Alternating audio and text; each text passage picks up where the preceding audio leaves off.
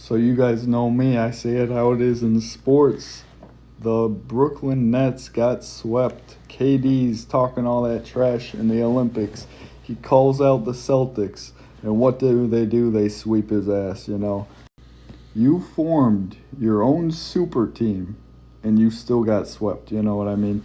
You had Harden at one time, MVP, champion in Kyrie. And Kyrie actually deserves some criticism too. KD's getting all of it. I think Kyrie deserves just as much as well. They're all talking the talk. They make themselves sound so good. In reality, they're not as good as you guys think. So these guys got exposed. That's the best way to say this. There's no other way to word this. KD had a ring chase to get his rings. Literally went to the best team at the best time to get these rings. It made his rings invalid, and it made the other superstars on that team invalid because it became so predictable.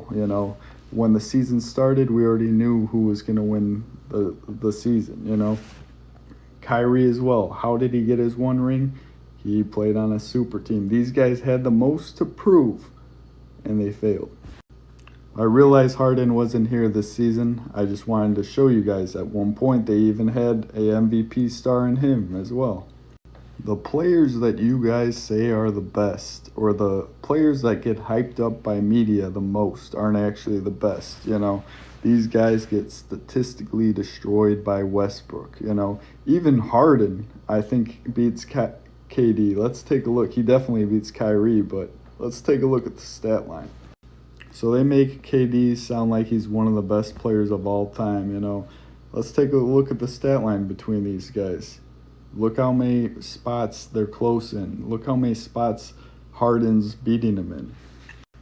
He played 2,000 more minutes than Harden. Imagine Harden with 2,000 more minutes. He might surpass him on all these categories, or some of these. This is why you always research stuff.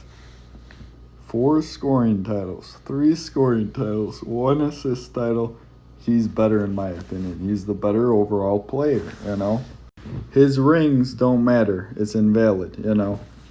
So moral of the story here is the players that media advertises to be the best aren't actually the best. There's better players out there, but of course do your research and examine, are these guys playing on super teams or are they playing on weak teams? In this comparison, he played on a weak team a majority of his career with the Rockets.